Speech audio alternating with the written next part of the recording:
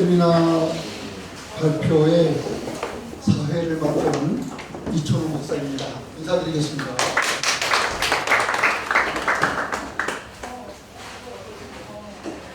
광고에서 말씀드린 대로 루터 칼빈 신학회는 한국 교회에서 개혁교회를 지향해 나가는데 작은 그런 모임을 갖고 있습니다. 루터와 칼빈을 통해서 어떤 신학적 이해나 그 차이 그 문제 때문이 아니고 루터와 칼빈의 한 라인 속에서 오늘까지 개혁교회에서 온 이 개혁교회가 앞으로 어떻게 살아갈지에 대해서 함께 고민하고 또 시도도 하고 있는 그런 신학회입니다. 이 신학회가 앞으로 발전할 수 있도록 기도해 주시기를 바라면서 먼저 모두 세 분의 발제가 있습니다. 학술지에는 신학지에는 네 분의 기고가 올려 있습니다. 그 중에 최덕성 박사님의 글은 이제 기고만 되어 있는 것이고 세 분이 발제를 하는데 첫 번째 발제하실 분은 유럽 종교개혁연구소장이신 송다니엘 목사님이 해주십니다. 하이델베르그 논제 해설에 대해서 해주실 것이고 이어서 두 번째는 돌룡인 박사님께서 칼빈의 저작에 나타난 루터에 대해서 해주십니다. 세 번째는 도경태 박사님께서 루터의 예정론에 대해서 해주시는데 시간은 각각 20분씩입니다. 20분을 하고 질의와 거기에 대한 대답을 하는 시간을 갖는데 개별적으로 하지 않고요. 세 분의 발제가 다 끝난 다음에 전체 토론을 통해서 세 분 교수님을 모시고 한꺼번에 여러분들이 궁금해하셨던 것들을 적어 놓으셨다가 각 분에게 질의를 해주시면은 해당되시는 분께서 거기에 대한 답변을 해주실 겁니다. 먼저 첫 번째로 하이델베르크 논제 해설에 대해서 송다니엘 목사님의 발제가 시작되겠습니다. 네, 저는 30분을 알고 있었는데요. 20분. 잘 요약해서 해주셔야 되는데 쉽게 해주실 거라고 그렇게 믿고 있습니다. 잘 정리하셔서. 불가능한데. 그러니까 요약 정리를 한 20여 분을 통해서 이렇게 10분은 유도리 있게 해주시면 되겠어요. 해주시는데 내용이 상당히 많습니다. 여러분 책을 보시면은 내용이 많고 내용이 이렇게 쉬운 문장이 아니거든요. 그래서 여러분들이 그 글들을 반드시 읽어보셔야 돼요. 들으셔서 정리된 이해를 가지고 여러분이 책을 통해서 다시 한번 잘 살펴보시길 바랍니다. 그런데 제가 하나 빼먹었습니다. 이 발제를 하기 전에 먼저 찬양해 주실 분이 한 분 계셔요. 저희 교회 박은자 전도사님이신데 또 학교의 학생이기도 하고 이분이 찬양 한 곡 하고 그다음에 송다니엘 목사님이 발표가 있으시겠습니다.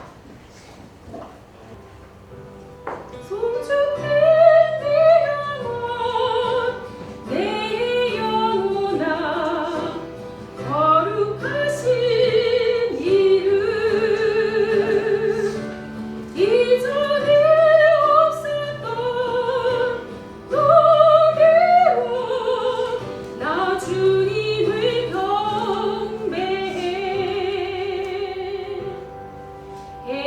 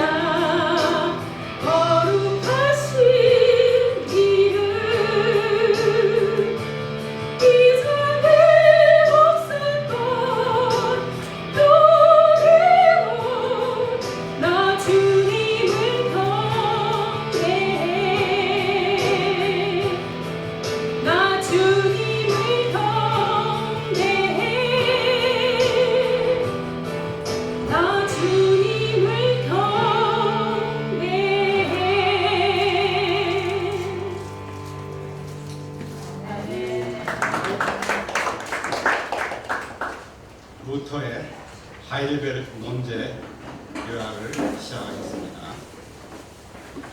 먼저 이제 논제에 들어가기 전에 종교 개혁자들의 저작을 어떻게 읽느냐 잠깐 말씀드리면, 종교 개혁자들의 저작을 읽으시려면 반드시 그대로 살아야 이해가 됩니다.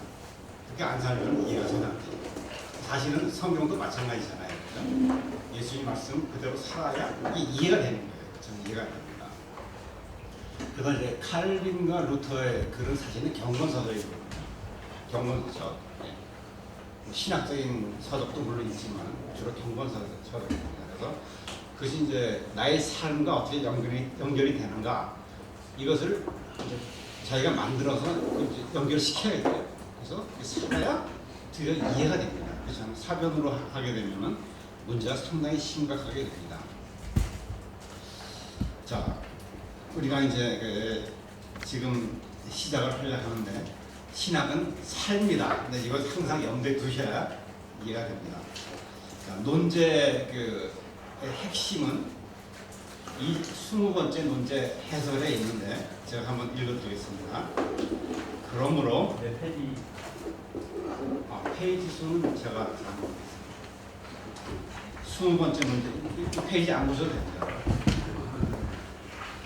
그러므로 진정한 신학과 진정한 하나님 인식은 십자가에 못 박히신 그리스도 안에 있다. 여기서 이제 루터가 진정한 신학, 진정한 하나님 인식, 하나님 깨달은 것, 하나님이 누구신가 이걸 알려면 이제 십자가에 못 박히신 예수님을 알아야 된다. 그분께 가야 되고, 이게 무슨 의미인가 알아야 되고, 또 더 나가서 자기도 그 그리스도와 함께 십자가에 못 박혀야 된다. 여기까지 가야 이제 그리스도를 이해하는 겁니다. 그러니까 벌써 이제 이것만 보더라도 대부분 우리가 그리스도를 잘 이해하지 못하고 있다, 이렇게 생각하면 될 겁니다. 아까 제가 사실 충격받은 얘기가 있는데, 고현태 목사님이 올바른 신앙을 가져야겠다. 아까 정확한 얘기는 사역자들이 복음을 정확하게 이해하고 선포해야 된다. 충격적이었어요. 왜냐하면 그 말이 맞기 때문에. 근데 제가 그런 생각을 가진 사람은 본 적이 별로 없거든요. 다 복음을 알고 있다 생각하는, 성도들은 당연히 복음을 알고 있다 생각하는 것 같은데, 저는 복음을 올바로 이해하는 사람이 상당히 적다고 보거든요. 항상 그 생각을 갖고 있습니다. 그러니까 제가 아무리 가르쳐도 사람들이 이해를 못해요. 왜냐하면 삶과 그들의 이해가 일치가 안 되기 때문에. 그래서 저분이 그래서 저건 어떻게 평소에 봤냐면, 저분은 개혁주 신앙에 모입돼서 복음을 모르고 있다, 항상 이렇게 생각을 했는데 깜짝 놀랐어요. 그래서 앞으로 이거 학기가 될 것인가 그런 생각, 항상 그런 생각이 있었는데 생각을 다시 했습니다. 반가운 일입니다. 그러니까 루터가 강조하는 건 뭐냐면, 하나님은 영광에서가 아니라, 영광을 통해서가 아니라 고난과 수치, 연약함, 어리석음 속에서 자신을 계시하신다. 그러니까 그 성경을 읽으시면서 예수님 정말 어리석구나, 하나님 어리석구나, 이걸 깨달아야 돼요. 이렇게 하셔야 되는데 실제로 계시하는 거 보면 굉장히 어리석거든요. 우둔하고. 그리고 실제로 우리도 이 길을 그대로 가야지만 깨달을 수 있습니다. 복음을. 그래서 그리스도께서는 우리를 항상 같은 고난, 자신이 당하신 고난 속으로 우리를 인도하시고 초대하십니다. 그래서 루터가 말하는 요지는 뭐냐면, 십자가 아래에서 사는 사람만 십자가 아래에 살아야 돼요.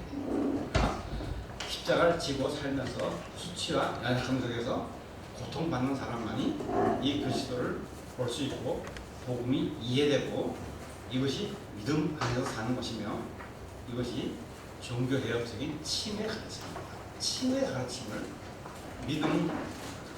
믿어서 의에 이른다, 이건 말짱 거짓말입니다. 말도 안 되는 얘기예요. 그 말 생각거든요. 맞는데 사실 그 가장 정확한 말인데도 불구하고 그 말 하게 되면 사람들이 오해를 하거든요. 당장에 자기 삶의 자리에서 그 말을 이해하기 때문에 99% 오해를 하게 돼요. 믿음이 무엇인가를 깨달으려면 성경 전체를 봐야 되거든요. 그래 믿죠. 그래서 이게 그 칭의 가르침을 연구하려면 몇십 년 연구를 해야 이 깨달음이 와요. 정신적으로. 물론 이제 그런 정신적 꼭 우리가 전체를 깨달을 필요 없이 우리가 성령님의 도우심으로 깨달을 수 있어요. 순간적으로 깨달을 수 있는 것이고, 뭐 그건 어떤 사람 10년 걸리고 저는 한 몇십 년 걸렸어요. 칭의를 깨닫는데 복음을 깨닫는데 몇십 년 걸렸다 그러죠. 그러니까 근데 이제 저는 좀 특이한 예일 수도 있지만 어떤 사람은 뭐 금방 깨달을 수 있는 겁니다. 그래서 이제 그런 삶을 살면서 예수님과 이제 친해지면서 예수님의 품성을 닮아가서 예수님의 삶을 살면서 그런 이제 그 복음이 이해가 되는 것입니다. 그래서 복음 중에 삶을 살게 되는 것이죠. 이런 게 이제 그 루터의 가르침입니다. 자, 가톨릭 은혜론의 핵심은 이제 파키아레 크포디세스 이런 이제 무슨 말이냐면 나중에 책을 보시는 게 좋은데 시간이 지금 너무 없어서 결국 이제 구원은 어떻게 시작할 수 있는가? 구원은 일단 자기가 시작해야 돼요. 가톨릭 그 은혜론이 그렇습니다. 지금도 그래요. 자기가 먼저 시작을 해야 돼요. 그래서 뭘 좀 해서 하나님께 인정받을 만한 무엇을 해야 그때 하나님이 은혜를 주셔서 이제 그 사람이 구원의 길을 갈 수 있는 거예요. 그러니까 인간이 뭘 해야 돼요. 그런데 그 종교개혁적 인식, 루터가 말하는 것은 뭐냐면 그 인간은 그 하나님 마음에 들 수 있는 것을 조금이라도 할 수 없다. 아무것도 할 수 없다. 종교개혁적 가르침입니다. 칼빈의 이제 그 예정론이 거기서 나온 거거든요. 칼빈 처음부터 예정론을 만든 게 아니고 인간이 할 수 없기 때문에 아무것도 할 수 없기 때문에 하나님이 예정해야 되지 않는 것까지 나간 것이죠. 근데 루터는 그렇게 안 가르쳤어요. 어쨌든 선행을 할 수 없다. 그런데 더 나가서 중생된 사람일지라도 선행을 할 수 없다. 이게 굉장히 중요한 말입니다. 중생을 100번 했다 하더라도 조금이라도 선행을 할 수 없다. 왜냐하면 인간은 악이 가득 찼기 때문에 그냥 악이야. 아무리 선한 중생한 사람이 예수님 말씀을 듣고 선행을 했다 하더라도 그건 악이다. 굉장히 중요한 겁니다. 악이다. 우리가 악이다. 그럼 왜 선행을 해야 되는가? 우리가 말씀에 따라서 거듭나서 그 성령님을 받아 행동을 하게 되면 그게 악일지라도 하나님께서 받아주신다. 그리스도를 믿는 믿음 안에서 했기 때문에 그걸 받아주신다. 그겁니다. 우리 선행의 정의를 이제 분명히 해야 됩니다. 모든 건 악이다. 저는 그 성화되려고 굉장히 노력을 많이 했는데 지금까지도 아직까지도 악한 생각을 하고 있거든요. 깜짝 놀라는 거죠. 그래서 좀 놀라요. 그래서 정말 루터의 말이 낫구나, 성경 말이 낫구나, 악의 덩어리로구나. 이건 뭐 우리가 공로로 구원받는다는 건 전혀 말이 안 되고 완전히 100% 은혜로 구원을 받아야 되는구나. 이것이 이제 루터의 가르침입니다. 자, 그래서 이제 논제 28개를 이제 네 부분으로 나누는데 첫 번째가 인간의 모든 행위는 대죄다. 대죄가 뭡니까? 사함 받을 수도 없는 죄입니다. 그러니까 인간이 거듭나지 않은 사람은 물론이고 중생된 사람이라 할지라도 모든 행동이 대죄 사함도 받지 못해요. 이게 이제 출발입니다. 그러니까 절대적인 선한 행위는 하나님만 할 수 있다. 그래서 그럼 우리의 공로는 무엇인가? 이것을 알고 고백하고 두려워하는 것, 하나님을 두려워하는 것만이 우리의 공로이다. 그래서 실제로 뭘 잘해서 하나님께 보이는 게 공로가 아니고 두려워한다. 근데 우리가 하나님 잘 두려워하지 않죠. 겸손하지 않죠. 인간이 겸손하다는 건 있을 수 없는 일입니다. 전부 다 100%. 루터도 교만하고 어거스틴도 교만하고 사도 바울도 교만하고 다 교만한 사람이에요. 그러나 그들이 은혜를 받아서 본인을 낮추는 거죠. 계속 낮추는 거죠. 그래도 100% 낮출 수 있나 인간이? 그러나 하나님께서 그것을 보시고 이제 구원해 주시는 거죠. 어렵다 하신 거죠. 그러니까 전혀 어렵지 않은데 어렵다 하신 것입니다. 그래서 인간은 스스로 그렇게 안 되잖아요. 안 되니까 하나님께서 역사가 무엇이냐? 마음을 뭐 그냥 편하게 해주시고 이제 축복을 주시고 기쁘게 해주시고 그게 전혀 아니고 물론 그럴 수 있어요. 예, 그것도 중요한 겁니다. 그러나 반대로 불안하게 했어요. 그래서 삶에서 불안해지잖아요. 물론 그 전부 하나님 역사를 하는데 어쨌든 이제 하나님은 우리 불안하게 하시고 무섭게 치셔요. 고통스럽게 하세요. 그리고 불행에 던져놓으세요. 뭐 이제 갑자기 가족이 죽었다든가 엄청나게 불안해. 뭐 망했다든가 사업이 망했다든가 아주 망신당한다든가 상황 그런 그 불행을 그냥 억지로 하나님께서 집어넣으시는 거예요. 그래서 자기를 깨닫고 하나님을 찾게 한다는 거죠. 막 그 불행에 넣으면 막 그냥 속에서 악이 나오잖아요. 하나님 이거 어떻게 이럴 수 있습니까? 그러면서 자기를 보는 거죠. 이거 하나님으로 상하는 말이 없다는 깨닫는 거예요. 그게 회의하고 이제. 근데 그런 것을 계속 통해서 이제 하나님이 우리를 구원하시는 겁니다. 그걸 비상수단이라고 해요. 그러니까 원래는 하나님 우리를 너무나 사랑하시기 때문에 모든 것을 다 주고 싶으신데 그러면 이제 사람이 하나님 찾지 않으니까 그 사람은 계속 어두워지니까 계속 그 어둠 속으로 던져주시는 거예요. 본인이 깨닫고 다시 하나님 찾는 것입니다. 자, 그래서 가장 중요한 게 인간은 모든 행위는 배제다, 사함받을 수도 없다 하는 것을 이제 첫 번째 중요한 것이고 두 번째 이제 그 13문제에서 18문제까지는 자유의지는 없다. 상당히 중요합니다. 인간 자유의지가 없다. 그래서 인간의 악한 마음밖에 없으니까 나오는 게 전부 악이라는 거죠. 그래서 선한 행위를 하려고 굉장히 노력을 해도 그 악이 나오는 거예요. 나의 모든 재산을 다 주고 누가 하인으로 들어갔다.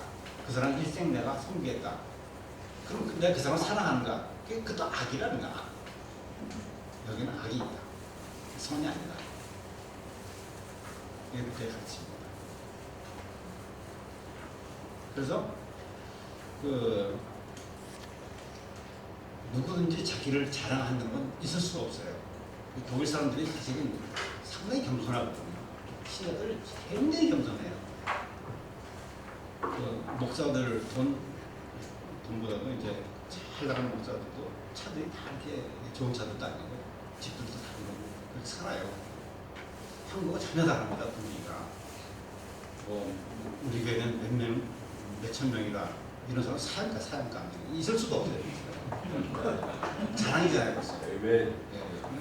이게 이제 전혀 틀려요. 그러니까 이제 독일 교회 경건한 사람들이 굉장히 많거든요.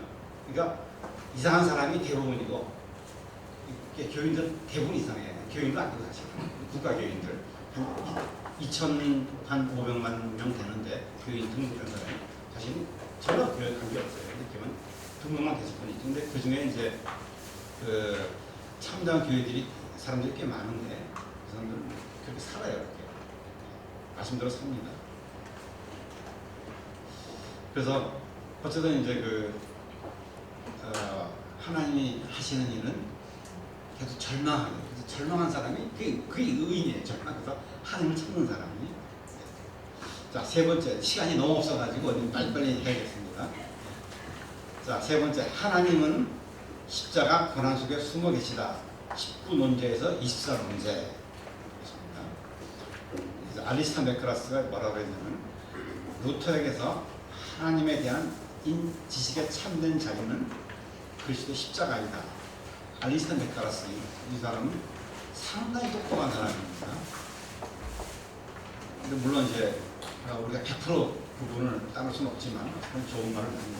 그러니까 하나님의 지식에 참된 자유, 하나님을 참되게 알려면 어떻게 가야 되는가? 십자가로 가야 된다. 십자가로 가야 된다는 얘기는 뭐냐면 또 예수 그리스도의 고난 이게 집중해야 된다는 말입니다. 그리고 나도 고난을 받아야 된다. 고난을 받지 않고선 예수 그리스도 아는 길이 없어요.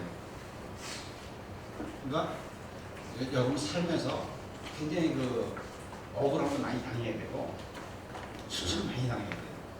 수치 당하면 수치 당해야 되는데 수치를 싹 그냥 빼면 안 되는 거예요. 그러니까 항상 기시가 있어가지고 너가 딱 뭐라고 하면 싹 빠지잖아.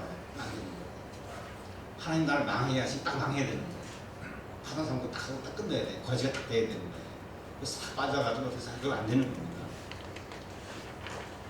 그래서 이제 이렇게 이제 그 십자가로 사람을 이제 몰고 갑니다. 그래서 그 십자가는 비천함, 겸손, 고난을 상징합니다. 그래서 이제 그 복음은 어디에 있는가? 십자가 안에 감춰져 있다. 하나님은 십자가 안에 감춰져 있다. 그래서 복음을 알려면은 이제 계속 이제 수치를 당하고 어려움을 당해서 그 안에서 이제 그러면 그 어떤 생각을 갖냐면은 그 예수님이 그 십자가에 당하신 것이 이제 그때 기억이 나거든요. 아, 예수님이 이렇게 당했었구나, 나처럼 이제. 그래서 이제 예수님이 가까워지는 거, 사람이 이제. 예수는 이해가 되는 것입니다. 루터가 또 질문하는 게 왜 하나님은 단지 그 고난의 십자가 안에서만 계시되는가? 그 영광을 통해서 계시될 수 있지 않습니까? 물론이죠, 그죠?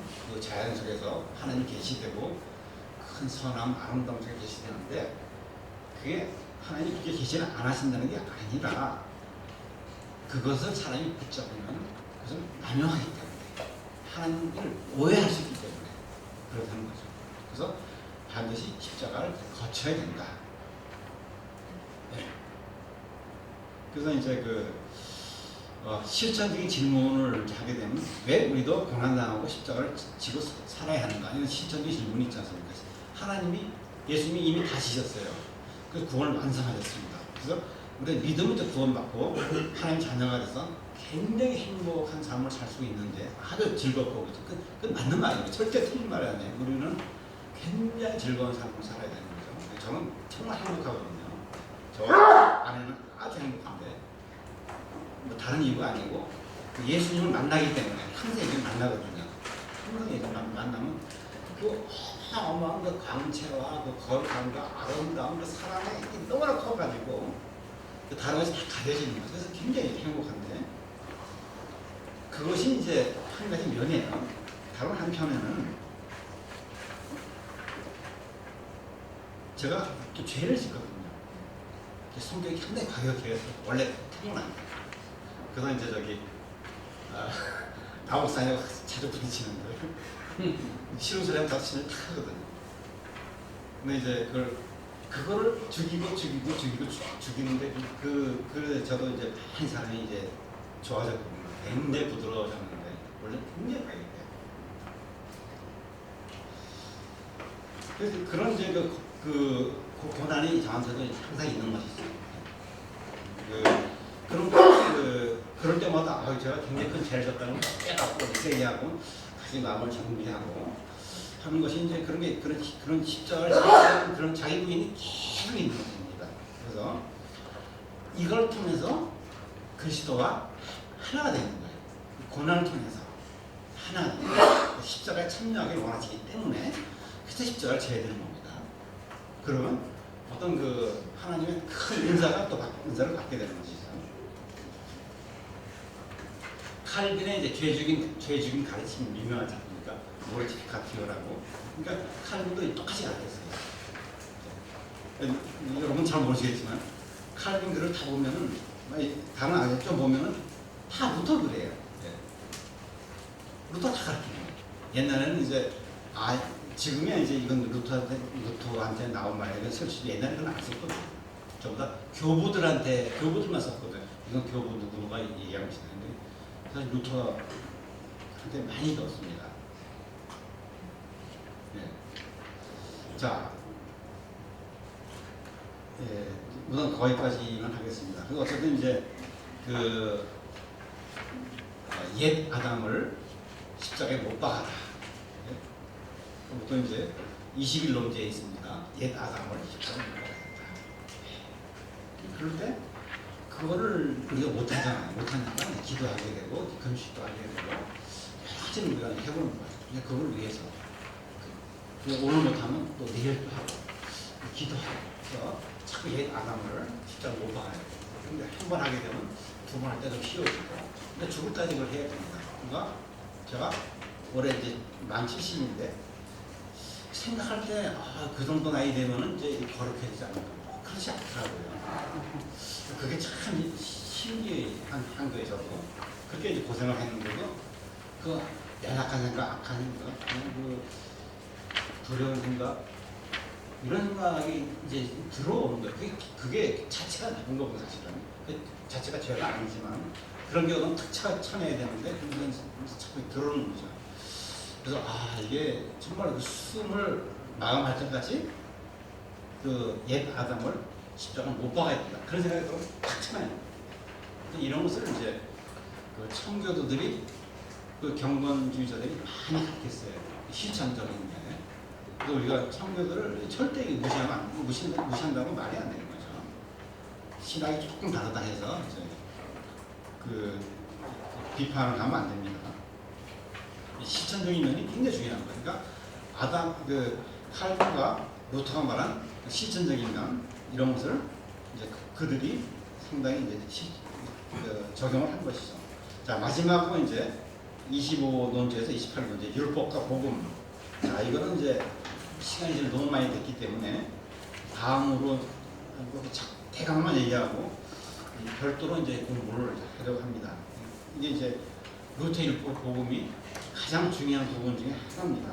이걸 또 모르면 우리가 이제 그 복음을 잘 이해를 못해요. 그러니까 율법과 복음의 관계 이것을 한국 사람이 이해할 수가 없어요. 제 생각은 그렇습니다. 도저히 이해할 수가 없어요. 그러니까 우리가 한국 사람들이 가지고 있는 사고 체제와 이런 그 루터가 가르치는 것, 그 복음이 가르치는 것하고 체제가 너무 틀려요. 이게. 그런 생각 해본 적이 없기 때문에 시간이 많이 걸려요. 논리적으로 하나하나 들어가려면 이건 별도로 이해를 해야 됩니다. 우선 이제 여기가 중요한 게 뭐냐면 율법은 사람을 진짜 죽이거든요. 그러니까 율법은 보면 뭐 죽었다 이런 거잖아요. 도저히 지킬 수 없는데 그래서 이제 율법을 떠나서 우리가 구원받는데 우리가 구원을 딱 보니까 새로운 마음이 생기는 거예요. 율법을 사랑하는 마음이 생기는 거예요. 이제 이 율법이 바로 하나님이구나. 그런 게 이제 깨달은 거예요. 율법이 하나님 뜻이거든요. 그러니까 율법 사랑하는 마음이 생기는 거예요. 근데 생기지만 또 마음 하나는 그 악을 사랑하는 마음이 생기고 이게 싸우잖아요. 이제. 그래서 우리가 하나님을 사랑하는 마음이 더 커지고 하나님 뜻을 사랑하는 마음이 더 커지면은 그 악을 이기는 거예요. 이제. 그래서 율법이 유효하다. 그겁니다. 율법이 우리를 정죄해서 우리를 지옥에 빠뜨리진 절대 못해요. 못하고 우리를 그렇지만 우리를 이제 위협하고 위협이라는 게 이제 자기 아들을 이제 위협하듯이 사랑하지만 위협해서 이제 그 율법을 그 따를 수 있는 사랑할 수 있는 마음까지 이제 주시는 거예요. 이제 이건 이제 성령님께서 하시는 것입니다.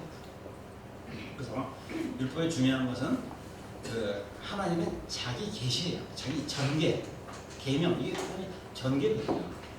그러니까 하나님이 이런 분이라고 알려주는 거예요. 그런데 또 구약법을 잘 보게 되면 이해할 수 없는 게 많아요. 우스운 것도 사실 많고.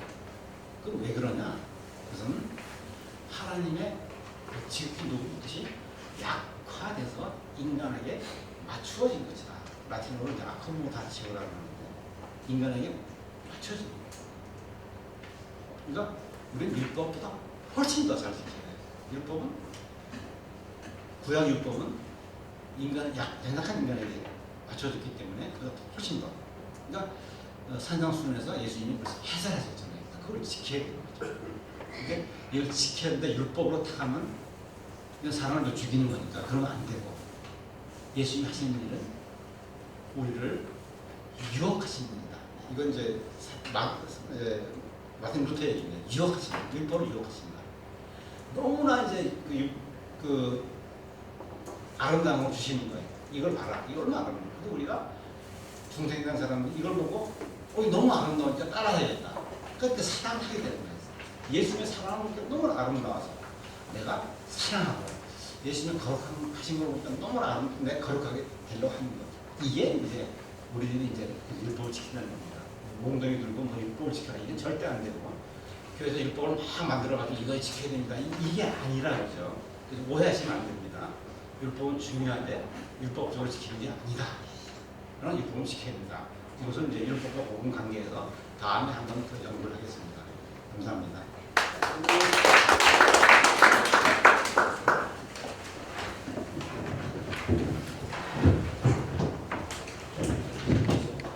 네, 짧은 시간에 그 하이데베르크 논제 해설에 대한 전부를 들을 수는 없지만은 글을 통해서 여러분들이 잘 접할 수 있습니다. 그래서 꼭 보시길 바라고요.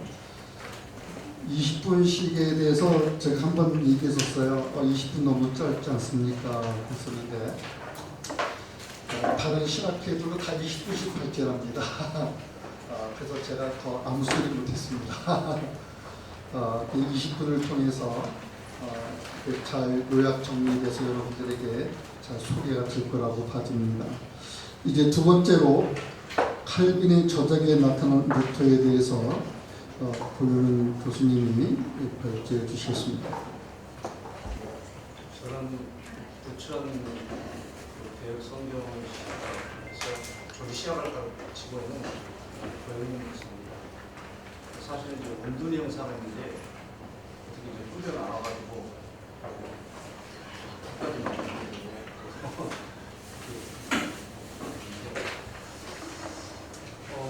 제가 먼저 이제 발제를 하기 전에 좀 말씀드리고 싶은 건 저의 그 논문이 학술적 논문이 아닙니다. 그러니까 제 개인적인 그 생각을 쓴 게 아니에요. 왜냐하면 이게 너무 민감한 문제가 되어서 칼빈주의자들 가운데서 루터를 싫어하는 사람들이 꽤 많고 또 루터주의자들뿐만 아니라 안민연주의자들 가운데서 한국 사회에서 칼빈을 싫어하는 사람들이 많고 그런데 이것을 이제 칼빈과 루터를 한 라인으로 어떻게 해서든지 우리가 이제 연결해서 종교개혁의 정신을 회복해보려고 하는 노력에서 이 실학회가 이제 시작이 됐는데 그런 차원에서 칼빈과 루터를 비교 연구하는 그 대가들 또 이것에 관심 있는 사람들의 생각이 어떤 것인가를 제가 잘 정리만 한 것이다 이렇게 이해를 해주시면 좋겠어요. 그래서 다른 분들에 비해서 이 밑에 이 각주가 많은 것은 제가 어떤 잘나서가 아니라 여분들이 그리다는 것을 명확하게 하기 위해서 될 수 있으면 이제 풋노트를 만들었다 이렇게 이해를 해주시면 좋겠습니다. 그래서 이제 칼빈과 루터와 칼빈과의 관계를 이야기할 때에 제가 굉장히 협의적으로 생각하면 칼빈의 저작 속에서 루터를 칼빈이 어떻게 언급했는가 이 범위 안에서만 언급을 하기로 작정을 했다. 이제 칼빈과 루터의 그 비교 연구는 3세대로 이렇게 나눌 수 있습니다. 첫 번째 흐름 또는 세대라고 할 수 있는 것은 루터주의자의 관점에서 칼빈이 누군가, 또 칼빈주의자의 관점에서 루터가 누군가. 그래서 이것은 주로 그의 생애 연구에 이제 관계되는 부분이었고, 그다음에 이제 두 번째 흐름은 루터의 신학을 쭉 전개하고 또 칼빈의 신학을 쭉 전개하고 그리고 그 전개된 후에 이 두 사람의 생각이 어떠한 이제 비슷한 점이 있고 차이점이 있고 이런 식의 이제 비교 연구가 주를 이루고 있었습니다. 그런데 종교 개혁 500주년 기념해에 이 루터와 칼빈 연구의 어떤 획기적 전기가 마련이 돼요. 그건 뭐냐면 상호 연관성 연구입니다. 그러니까 단순히 루터 신학을 정리하고 칼빈 신학을 정리하고 비교하는 게 아니라 이들이 어떤 관계 속에서 어떤 연관성 속에서 또는 이제 칼빈의 저서들 속에서 그 루터의 상용구가 어떻게 여기에 이제 들어가 있는가 이제 이런 식의 연구를 시도하려고 하는 이제 일들이 있어졌다. 그래서 제가 이제 그렇게 이제 하는 가운데에 저는 이제 개인적인 관계, 또 역사적 관계, 신학적 관계 속에서 이제 좀 비교를 해보는 게 좋겠다 그랬어요. 첫 번째 이제 개인적 관계는 이 사람은 한 번도 만난 적이 없어요. 그리고 루터는 칼빈을 그렇게 만나고 싶어 한다는 구절이 아무데도 없어요. 그런데 칼빈은 루터를 만나고 싶어 했어요. 만나고 싶어 했어요. 근데 이제 이제까지 학자들은 왜 못 만났느냐 그러면 지리적, 상황적, 이제 정치적 환경이 전혀 다른 사회에 있었기 때문이었다는 것이고, 두 번째는 건강을 들어요. 두 사람의 건강이 그렇게 장거리를 오고 가면서 만날 수 있는 상황이 아니었다는 것이고, 또 이제 일부 학자들이 주장했던 것 중에 하나가 뭐냐면 언어적인 문제였다는 것이죠. 그러니까 루터는 불어를 전혀 못했고 또 칼빈은 독일어를 전혀 못했고, 그런데 그것이 좀 어폐가 있는 게 뭐냐면은 루터와 칼빈이 라틴에 있어요. 이제 얼마든지 라틴어로 소통이 가능했기 때문에 그렇지는 않을 것이다 하는 이제 부분입니다.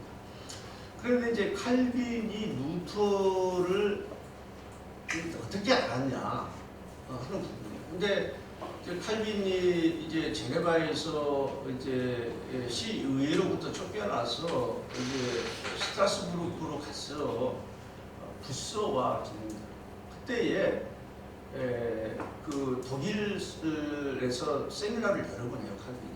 그리고 이제 부서를 통해서 그 루터의 저작을 이제 독일어로. 근데 그때 당시에 사실 이 칼빈은 부서로부터 칼빈의 설교를 주로 많이 읽었어요. 설교. 이제 그런데 그 셀더 후이스 같은 경우는 이제 거기서 더 거슬러 올라가서 루터 칼빈은 이 프랑스에 있을 때부터 루터의 저작을 읽었을 거라고 생각합니다.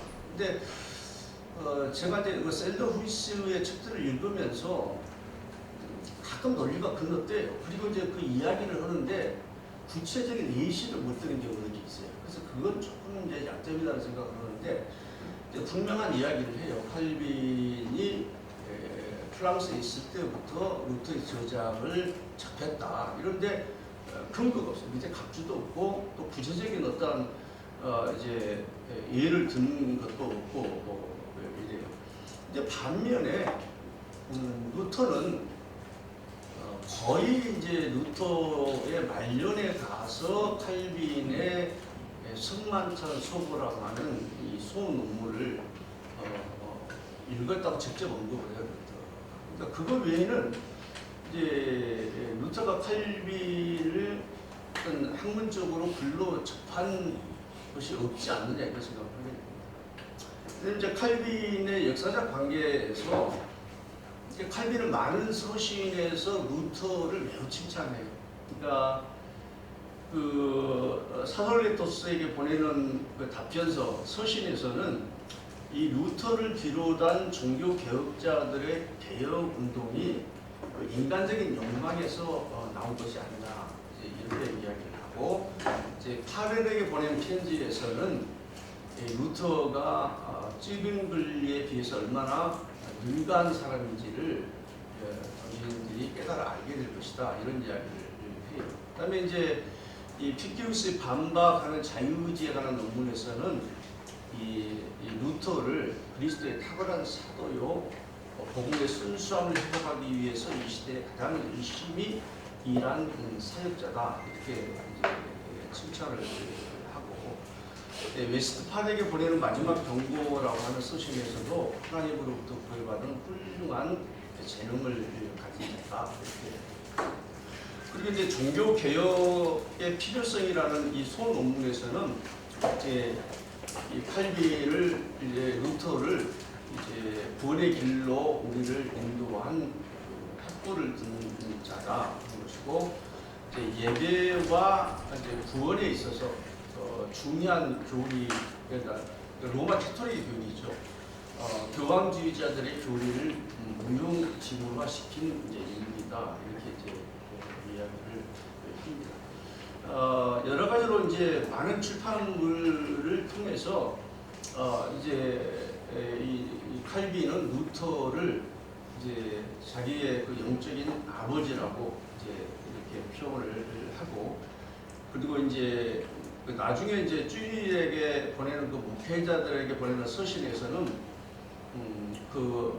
루터를 하나님의 종으로서 왜냐면 많은 그 루터가 성질이 급하고 좀 과격하고 이런 것들 때문에 이제 적을 만들고 욕을 많이 얻어먹는 상황에서도 반드시 그를 존경해야 된다, 그럼에도 불구하고 이렇게 이야기를 하고 있습니다. 그다음에 이제 나중에 이제 그 이사야 주석에 가서는 그 루터의 죽음에 대해서 애도하는 내용이 이렇게 나와요. 그럼에도 불구하고 이제 칼빈은 루터를 무조건 칭찬하고 존경만 하지는 않았어요. 그런데 칭찬한 부분에 비해서 비판이 작습니다. 그래서 이제 루터를 칼빈이 비판한 내용 중에 핵심 이제 너무 성질이 급하다. 그래서 그런 부분에 대해서 기질적인 부분인 것을 이야기해요. 그러면서 이제 그 멜라니톤에게 보내는 서신에서는 자제력이 부족하고 좀 화를 좀 자주 낸다. 사실은 또 칼빈도 죽을 때 이제 교회 장로를 모아놓고 이제 유언할 때에 장로인들 사죄하는데 성질이 급해서 자꾸 화냈던 거. 그리고 어떻게 보면 도끼 객긴 비판을 했지만은 그러면서 이제 그 1544년 11월에 불링거에게 보낸 편지에서도 조금 루터가 반대편들하고 논쟁을 할 때에 좀 자제력을 발휘해서 좀 유화적인 태도를 취할 수 있는 노력을 했어야 된다 하는 이야기를 합니다. 그런데 이 칼빈은 이 루터가 그 성만찬, 자기의 저서인 성만찬 소고를 읽고 그리고 종교 개혁의 필요성을 읽고 이 루터가 칼빈을 칭찬하는 것을 격려하는 것에 대해서 굉장히 고무적이에요. 그래서 그것이 이 루터를 향해서 평생을 살아가는 동안에 굉장히 우호적인 자세를 취합니다. 그 중에서 이제 가장 이제 크게 뭐냐면 니콜라우스 폰 암스도르프가 이 루터를 매우 비판해요. 루터를 매우 비판해요. 그러니까 왜 그러냐면 이 루터가 이제 스위스 신학자들을 좀 이제 싫어하는 경향을 가지고 있었어요. 이제 그것에 반감을 가지고 이 암스도르프가 루터에 대해서 비판하고 이제 이러한 그 경향을 보이는 거예요. 그럴 때에 칼빈이 굉장히 적극적으로 루터의 그 비판에 대해서 옹호를 합니다. 그다음에 이제 앞에서 제가 잠깐 언급했지만은 이 피키우스에 대한 논문에서 이 이제 그 루터를 비판했을 때에 칼빈이 무슨 말을 하냐면은 이 피키우스가 루터를 비판하는 것은 바로 자기를 비판하는 것과 같다. 왜냐하면 루터와 칼빈이 복음의 동질성을 가지고 있는데 그걸 비판하는 것은 이제 나를 비판하는 것과 같은 것이라는 이야기를 해요. 그러면서 이제 그 루터를 향하여서 복음의 회복, 그러니까 종교 개혁을 일으키는 데 있어서 이 복음의 회복을 위해서 이제 루터의 영향이 이제 결정적이다. 뭐라고 그래요? 그렇게 이야기를 하면서 이제 거기에서 이제 한 가지가 뭐냐면은 그 루터가 구원의 길을 정확하게 제시하도록 하나님께 부름받은 것이 명확하고 루터의 사역으로 말미암아서 이 종교개혁 교회가 든든히 설 수 있는 기초를 확보했다. 이렇게. 그리고 이제 더 나아가서 이 루터가 무슨 이제 칼빈이 확신을 갖냐면은 이 개혁 교회가 복음 안에서 반드시 교회가 연합되고 일치를 이룰 것이라고 하는 그 확신이 있어요. 그러니까 칼빈을 오해하는 사람들 가운데서는 이제 그 칼빈이 교회의 일치를 위해서 노력을 적게 했다 이러는데 그렇지는 않아요. 종교개혁의 필요성의 논문에 가서 보면은 이 루터는 복음이 명확하기 때문에 교회의 연합이 분명히 이루어질 것이다 하는 그 확신을 가지고 있었습니다. 또 뿐만 아니라 이제 이 칼빈은 그 루터를 통하여서 그가 쯔빙글리와 에콜람 파티우스로부터 돌아서기 하는 과정이 이 루터로부터 있다고 합니다. 그러니까 칼빈은 쯔빙글리보다 루터가 훨씬 그 실력적인 면에서 낫다고 생각을 했어요. 이제 세 번째에서 이제 신학적인 관계에서 신학적인 관계하면 이제 칼빈이 수고 논문, 설교, 편지 글, 많은 글을 남겼지만은 교리적인 것을 직접한 것이 이제 기독교 강요거든요. 그러니까 여러분들이 기억해야 될 거 아까 이제 송 다니엘 목사님 잠깐 언급하셨는데 칼빈의 기독교 강요는 사실적으로 교리를 가르치기 위해서 기록된 책이지만은 경건서적입니다. 경건서적. 그러니까 제가 개인적으로 이제 좀 말씀을 드리면 제가 이제 신학을 하다 보면은 그 신학의 허탈감 또는 신학을 계속하면서 약간 그 신학적인 뜨거움이 나를 아주 차게 만들 때가 있거든요. 말이 이해가 되시는지 모르겠는데 그럴 때 제가 뭘 보냐면 기독교 강의를 했어요. 그게 신학책인데 나를 경건하게 만들어요. 하나님 앞에 나를 서게 만들어요. 저는 기독교 강의를 읽을 때 그러한 자세가 기독교 강의를 읽을 때 안 나오면 그 잘못 읽는 거죠. 접근. 칼빈이 책을 썼을 때의 접근하고 다른 방식으로 읽는 것이다 이렇게 생각을 해요. 그래서 저는 그 신학으로 말미암아서 약간 회의를 느낄 때 또 어떤 그 경건성이 떨어진다고 해서 지적 호기심을 갖다고 생각할 때에 기독교 강의를. 그런데 이 당들이랄지 셀더휘스랄지 어거스트 랭이랄지 프레이트랄지 이 모든 자들이 이 칼빈의 기독교 강요는 전적으로 순서에 있어서 뿐만 아니라 기본적인 신학 사상을 가르칠 것이다 이렇게 이야기를 합니다. 그런데 제가 이제 뒤에 가서 말씀을 드리겠지만은 이들이 이렇게 확고한 그 확신을 가지고 이야기를 하고 있지만 칼빈은 죄송하게도 기독교 강요에서 루터를 한 번도 인정하지 않습니다. 그 행단을 좀 읽을 필요가 있다 이렇게 생각합니다.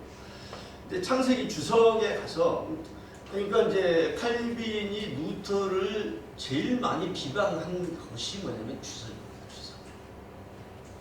그래서 이제 칼빈이 루터를 언급하는 것이 창세기 6장 이제 3절에서 2번 언급합니다. 창세기 11장 27절에서 한 번 언급합니다. 창세기 3장 13장 5절에서 언급을 합니다. 그리고 시편 주석에 가서 시편 132편 14절에 가서 이제 언급을 그리고 다니엘서 8장 22절인데 이것은 우리나라 성경으로서 23절입니다. 우리나라 성경에서 23절. 그런데 이 칼빈이 이 창세기 주석에서 루터를 5번 언급하는데 3번을 비판합니다.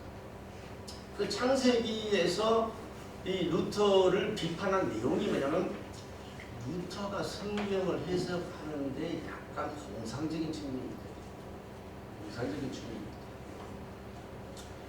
그다음에 이제 시편 주석에 가서 이제 설명을 할 때에 약간 전적인 동의를 하는 건 아니지만은, 그러니까 루터가 그 성경을 현대적 의미로, 그러니까 현대적 의미라고 하는 것은 그 루터와 칼빈이 살아있을 그 당시의 시대적 상황에 맞게 표현을 잘 한다 하는 측면에서 이제 칭찬을 합니다. 그리고 이제 다니엘서 8장 22절에서 그 이제 한 왕이 나타난다 했을 때 그 한 왕을 루터는 적그리스도라고 생각합니다. 근데 그것이 이제 이 칼빈은 잘못 해석을 이제 한 것이다, 이렇게 이야기를 합니다. 그래서 이제 칼빈이 비판한 그 주석을 통해서 루터를 신학적으로 비판한 내용을 요약을 해보면, 이 루터는 성경 본문을 현대적으로 적절하게 해석하는 데 능하다. 그다음에 두 번째는 성경 해석을 하는 데 있어서 때때로 공상적이다. 자기 생각을 가지고 이제 풀어내는 경우들이 있었다. 세 번째는 루터가 하나님의 주권의 관점에서보다는 인간적인 관점에서 해석하는 경우가 있다. 그런데 이제 이런 것들을 구체적으로 비판하는 것이 뭐냐면 비리에게 보내는 편지가 있어요. 이 칼빈이 비리에게 보내는 편지에 가서 보면은 루터와 쩌빙글리를 이제 싸잡아서 비판합니다. 그때에 이 루터의 특별히 이사야서 주석, 루터의 이사야 주석을 가지고 이제 쩌빙글리의 이사야서의 주석과 비교를 하면서 쩌빙글리는 적합하고 준비된 설명이 부족하지는 않지만 성경을 해석하는 데 있어서 너무 자유로워가지고 선지자, 이사야 선지자가 이야기하려는 의도에서 벗어난 경향을 가진다. 그런데 이 반면에 루터의 표현은 적절성과 역사적 정당성에서 그렇게 뛰어난 것 같지는 않다. 그리고 이 루터가 성경 본문을 가지고 해석할 때는 항상 그 성경 본문을 통해서 교리를 끄집어 내려고 하는 과정에서 약간 점핑되는 이제 경향성을 갖는다, 이렇게 이제 비판합니다. 그 다음에 이제 그 종교개혁 500주년을 기념해서 루터와 칼빈의 비교 연구하는 상황에서 대두된 문제가 뭐냐면 수용성 문제예요. 칼빈이 루터 신학을 얼마나 수용했느냐 하는 문제예요. 근데 그것과 가울러서 하나가 대두된 게 뭐냐면은 칼빈은 루터를 영적으로 존경하는 영적인 아버지다, 이제 이렇게 표현을 했는데, 이제 그 종교개혁 500주년에서 이 셀더후이스가 이 세상에서 루터의 신학을 가장 잘 소화하고 이해해낸 루터의 제자가 칼빈이다. 그러면서 이제 칼빈이 언급했던 영적인 아버지라는 개념보다도 이제 칼빈은 루터의 철저한 뭐요? 제자라는 개념이 이제 부각이 돼요. 그와 더불어서 이제 나오는 게 뭐냐면 이제 수용성 문제입니다. 수용성 문제. 그래서 이 가디오, 셀더후이스, 그다음에 자흐만, 마인홀드, 이런 사람들은 전부 이제 상당 부분이 이제 루터의 신학을 그대로 이제 수용한 이제 자다, 이렇게 이야기를 하고, 이제 우리나라의 이제 김재성 교수 같은 경우는 루터 신학을 잘 이해해서 종합적으로 발전시킨 사람입니다. 그다음에 이제 그 종교개혁 500주년에서 이제 성로론에 관해서 이제 그 발표를 2번이나 했던 이제 카프만 교수 같은 경우는 이제 그 루터의 학생이라기보다는 루터의 제자라기보다는 한 명의 독립된 개혁자로 평가하는 게 좋겠다. 그다음에 헤르만 바빙크도 루터의 신학이 구원에까지만 갔다고 하면은 이 칼빈의 신학은 구원 이후에 우리의 삶이 어때야 될 것이냐 거기에 이제 관점을 두어져서 하나님의 주권과 하나님의 영광이 되는 삶을 살아야 되는 데에 같이 나아간 신학자다 이렇게 이제 헤르만 바빙크가 이야기를 합니다. 결론에서 제가 이제 말씀을 드리면 칼빈은 루터의 많은 영향을 받는 것이 분명합니다. 그러나 그렇다고 해서 칼빈은 루터의 신학을 그대로 답습한다고만 이렇게 판단할 수는 없을 거라 이렇게 생각이 들었어요. 왜 그러냐면은 루터는 기독교 강요에서 칼빈은 루터만 언급을 안 하는 게 아니고 동시대의 멜랑이톤이나 부스나 불린거나 이런 사람들 전혀 언급합니다. 누구만 언급하냐면 초대교회의 교우들을 주로 많이 언급합니다. 이걸 주로 많이 하는 게 뭐냐면 칼빈이 기독교 강요에서 어거스트를 한 3,000번 인용합니다. 3,000번 인용. 그러니까 이 칼빈이 어거스티를 인용한 것에 대한 상용과 비교 연구는 책이 2권으로 완전히 데이터베이스가 돼서 연구가 되어 있어요. 이제 그럴 만큼 하는데 동시대인들을 전혀 언급하지 않아요.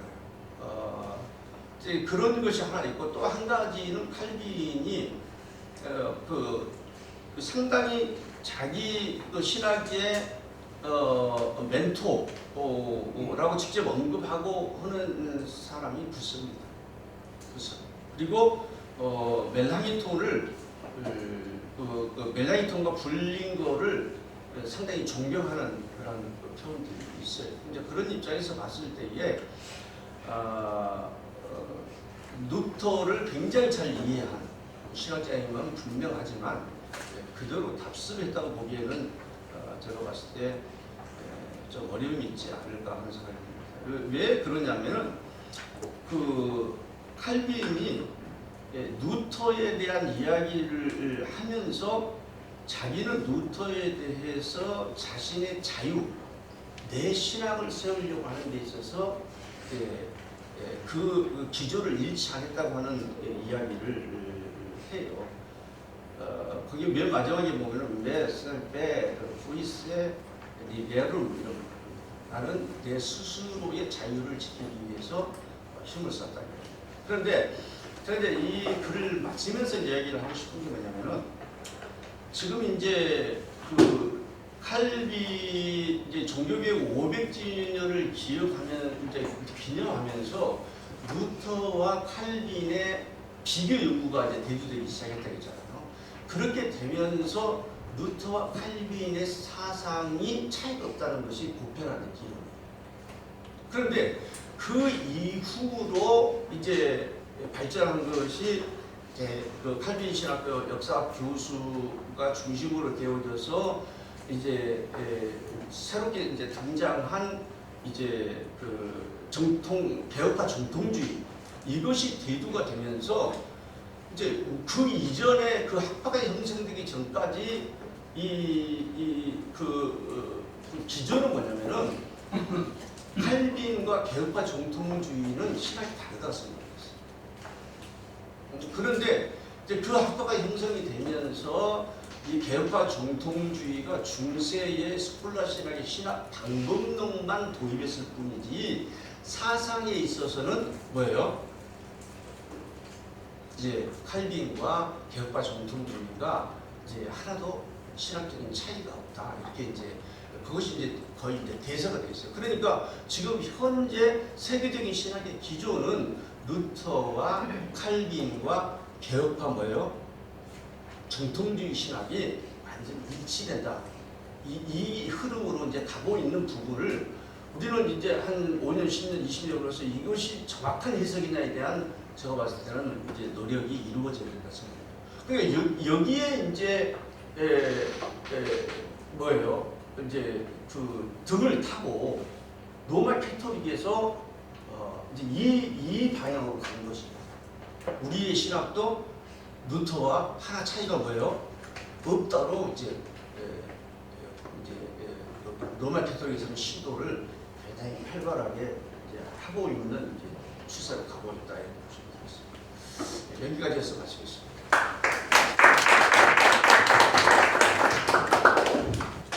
한국 교회가 칼빈의 신학과 그 신앙에 대해서는 많은 연구가 있어왔고 수용도 있어왔지만 왜 이렇게 루터의 신학과 신앙에 대해서는 이렇게 약한 모습을 보여오기도 했습니다. 그런데 이제 이런 것이 루터와 칼빈을 같이 연구하면서 서로 이렇게 모아갈 수 있는 그런 것에 관심을 갖고 좀 더 살펴보는 시간이 됐으면 합니다. 이제 세 번째로 고경태 교수께서 루터의 예정론에 대해서 발표를 해 주시겠습니다.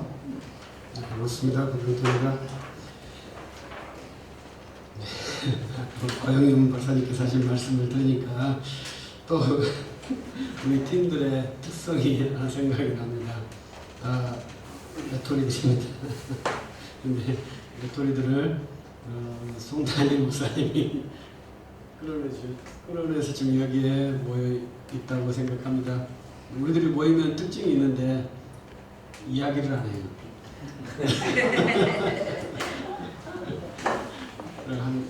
한 시간 아니 좀 30분 정도 그 공백기가 있습니다. 그 다음부터 이야기가 시작됩니다. 특이한 모임이다 이렇게 생각을 합니다. 저도 이제 루터를 한번 공부하게 됐다 이렇게 생각해서 이제 기쁘게 생각을 합니다. 왜냐하면 저는 칼빈과 칼 발트를 공부한 학생입니다. 그래서 이제 거기에 좀 집중이 되어 있는데 이제 루터라는 새로운 인식의 확장이 계기가 됐다 저는 그렇게 생각을 해요. 오늘 또 한 분 저희가 초대를 했는데 연로하셔서 참석하지 못한 분이 계시는데 최정호 목사님이라는 분도 계시는데요. 그분도 이제 아주 특이한 신학 사유를 전개하신 그러한 목사님이신데 그런 좀 제가 경험하지 못한 세계에 대한 신학 정보를 갖고 있는 친구들이 저에게는 상당히 유쾌하고 유익하다 이렇게 생각을 합니다. 그리고 송단일 목사님도 그러한 한 좋은 친구 선생님이라고 생각을 합니다. 그래서 루터라는 그런 선물을 이제 저에게 주신 분인데 이제 제가 이제 송단일 목사님 만났을 때 우리가 루터라는 신학자의 정보를 제가 이제 평가할 때 바빙크가 정의한 루터의 평가를 정답으로 받아서 루터를 평가했구나 이러한 이제 반성이 있었고 그렇다면 우리가 진짜 루터를 이해하면서 루터에 대해서 루터 신학은 이렇게 말할 수 있는 그러한 그것으로 약간 폼을 우리의 파운데이션을 약간 바꿔야 되지 않을까 이러한 그 과정에 있습니다. 그래서 이제 이 모임이 시작되고 저에게도 이제 미션이 들어와서 이제 심플하게 그냥 루터의 예정을 하겠다 이렇게 시도를 했다가 저는 논문이 완성되지 않는 상태에 있습니다. 그래서 좀 결함된 말씀도 이렇게 드립니다. 근데 완성이 못된 이유가 뭐냐면 루터의 글을 제가 돌파를 못해요. 그래서 너무나 빠르게 이것이 됐기 때문에 돌파를 못했다 이렇게 말씀드리고 제가 돌파를 시도했던 책은 루터의 노예 의지론이라는 책을 한번 읽어보려고 시도를 했는데 속된 말로 미치겠다 하는 그러한 표현으로 돼서 이걸 어떻게 정리를 할 것이냐 이 난점의 상태의 모습이 현재 여기에 있습니다. 그래서 여러분들께 완전히 해소되지 못한 글을 들여서 일단 먼저 죄송하고 이제 그 우리 숙제 데드라인 때문에 어쩔 수 없이 이제 제기가 되었고 함께 고민했으면 좋겠다 이러한 바람이 있습니다. 이제 루터의 예정이라는 것이 루터에게 예정이 있느냐 없느냐 이건 뭐 이제 연구자들 우리나라 연구자들의 글을 제가 여기다가 실어놨는데요. 우리들이 신학할 때 가장 위험한 것이 제가 청교도들하고 이렇게 같이 이렇게 이야기를 쭉 하면서 제가 이 루터를 연구하신 것도 똑같은 케이스인데 신학자들이 그 단어를 말했기 때문에 그 사람에게 이것이 있다 이렇게 말하는 것이 저한테는 좀 답답한 모습이었어요. 그러니까 루터에게 예정이 있겠습니까 없겠습니까? 예정이 당연히 있죠. 그 성경에 있잖아요. 성경에 있는 어휘를 신학자들은 모든 신학자들은 다 200% 사용합니다. 그러면 그 어휘를 사용했기 때문에 예정이 있다. 이렇게 말하는 것은 상당히 어렵다 이 말이죠. 그래서 왜 이 사람이 이 어휘를 구사했는가 이러한 것에 대한 문맥적이고 신앙 그 사유적인 사상의 배경을 쭉 탐색을 한 다음에 이렇게 전개를 해야 할 것 같은데 루터를 연구하셨던 분들 좀 저도 그보다 못해서 좀 그렇습니다만은 그분들의 글을 나열해서 저도 이제 그분들의 글을 다시 요약해서 여기에 써놨습니다.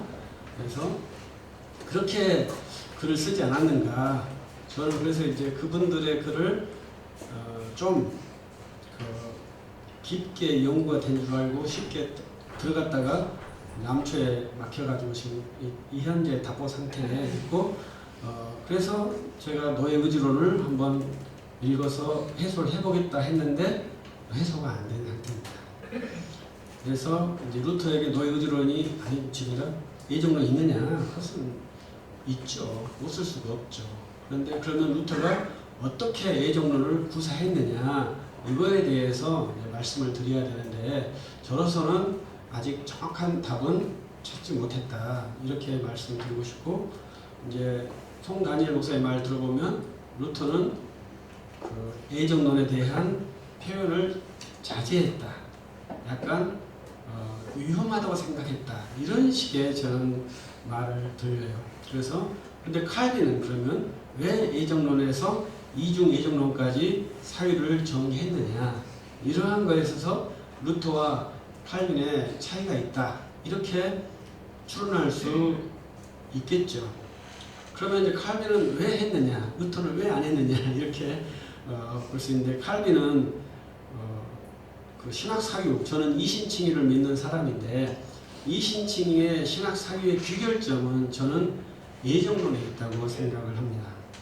이신칭의를 쭉 하다 보면 그 결론은 결국 신학 논쟁을 하다 보면 이 예정론의 그 상자가 열릴 수밖에 없다고 생각을 해요. 그래서 루터는 그 사유의 시작점이 있기 때문에 이것을 많이 제지를 시켰지만 이 사유가 시작되면서 결국은 예정론을 가면서 결론이 났는데 거기에 하나의 키워드가 뭐냐면 하나님의 불변성이라는 키워드다. 그래서 루터와 칼빈에게 공통점인 것이 이 하나님의 불변성에 대한 것이고 이 하나님의 불변성이 우리의 구원에게 미치는 현상 그것이 이제 저는 구원의 확실성이라고 생각을 하거든요. 그래서 이제 이러한 과정 속에서 우리가 구원의 확실성을 어떻게 담보할 것이냐 이러한 것을 결국은 하나님께 우리의 구원을 담보해야 되는데 그때 예정론을 말할 수밖에 없는 칼빈의 불가피성이 있었을 것이다. 루터는 담대하게 십자가에다가 모든 것을 시도하셨고 그러나 이제 그것은 칼빈에게는 예정론으로 가는 것이 아니었는가 이렇게 생각이 들었어요. 그래서 이제 저는 우리들이 한국 교회 또 세계 교회에서도 이 노예 의지론에 대한 설명은 많지만 의외로 또 해설이 굉장히 제한적이고 부족하더라고요. 그래서 한번 노예 의지로를 읽어야 되겠다 이러한 광대한 마음이 있는데 제가 지금 숙제들이 많기 때문에 약간 뒤에 있어서 빠르게 지금 진행하려고는 생각은 하고 있습니다.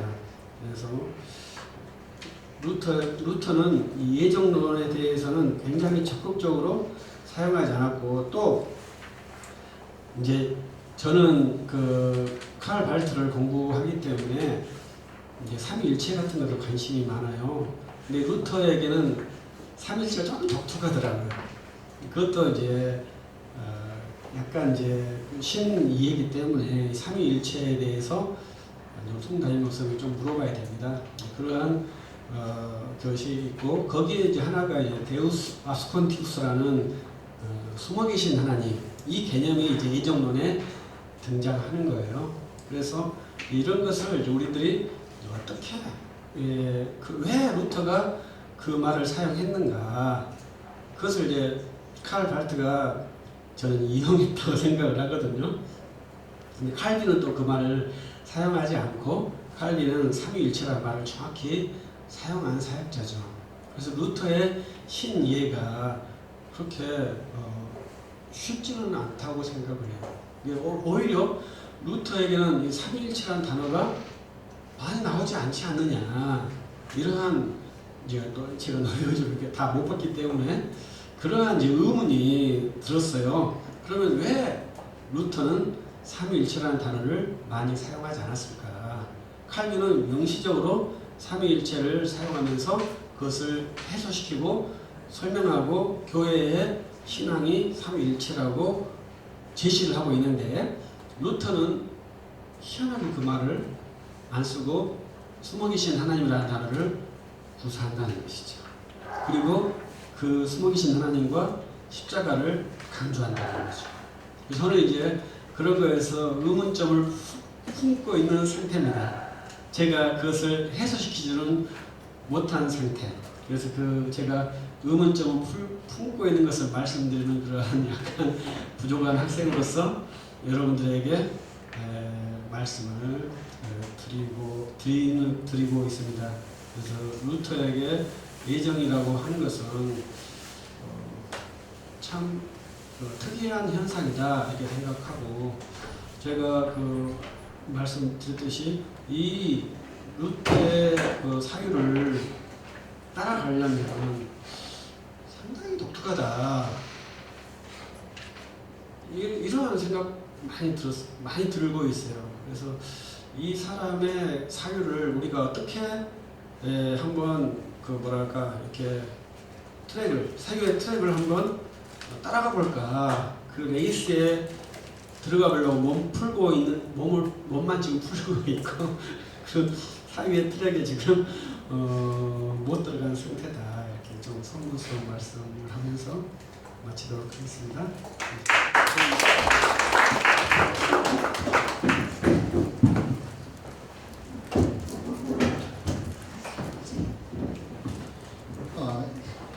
세 분의 발표가 끝났습니다. 이제 전체 토론 시간이 남았는데 잠시 좀 쉬고 화장실도 다녀오시고 차도 잠깐 나누시면서 서로 잠깐 이야기 나누는 시간을 한 10분 정도 가진 후에 전체 토론 시간을 갖도록 하겠습니다.